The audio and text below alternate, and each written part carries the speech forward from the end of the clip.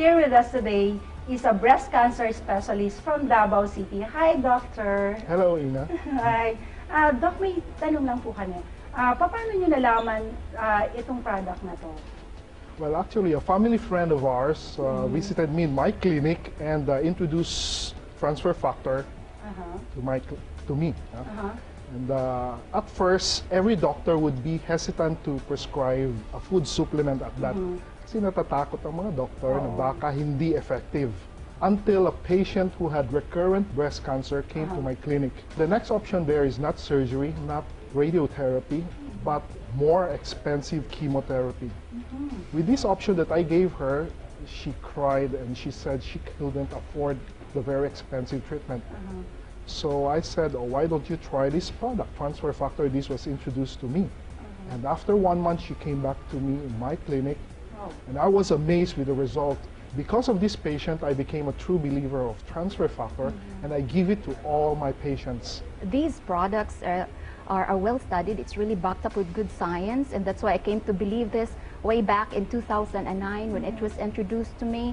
Though initially I was skeptic, but after reading all the materials, trying to review all the write-ups and the studies, and knowing that the science been there for more than 50 years already. It was just refined, and the biotechnology was only provided by this company, and they come up with a very potent transfer factor, and that's creating the wonders today.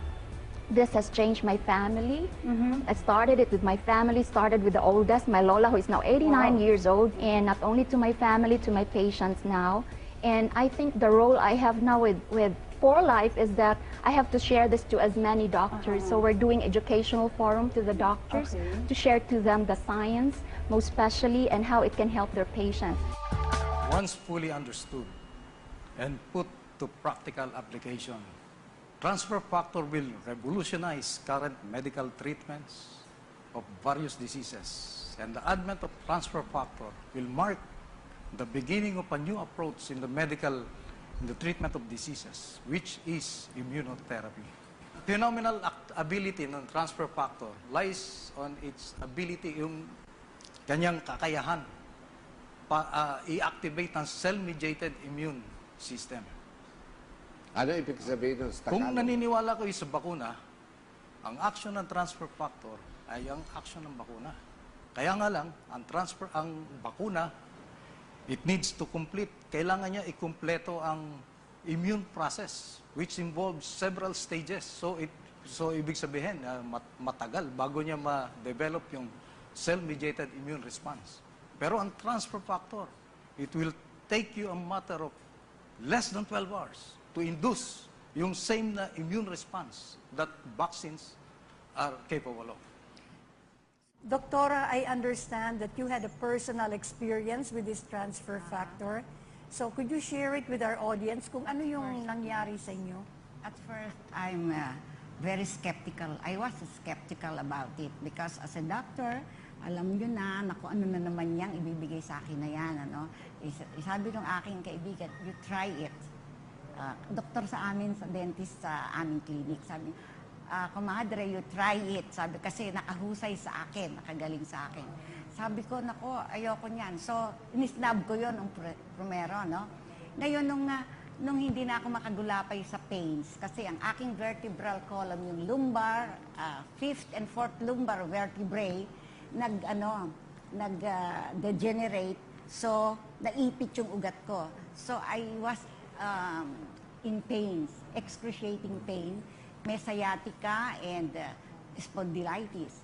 And sabi ng doktor sa akin, kung hindi maalis ang NSAIDs, no, yung mga steroids, antibiotics, lahat yon, including yung pampatulog na dahil hindi na ako makatulog, ay operahan kita. Sabi gano'n, nako, sabi ko, imagine sa spinal cord yan, no? Baka ako hindi na lalo, maparalyze na ako.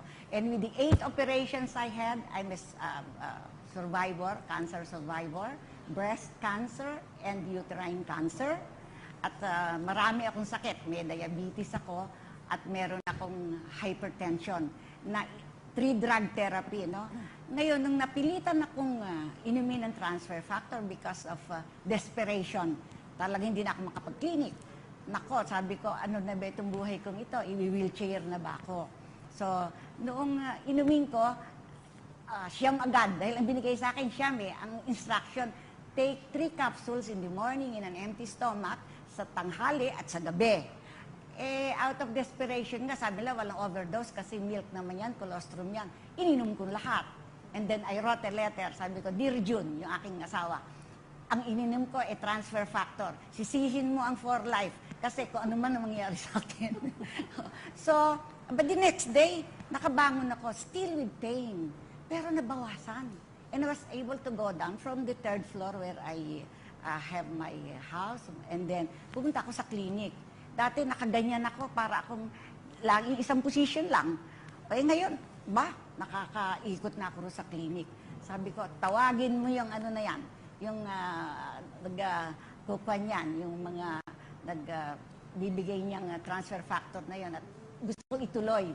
So, I took it since then, primero mega dose, tapos sumunod, ini-reduce ko dose. Ngayon, 1 capsule na lang in the morning, in the evening.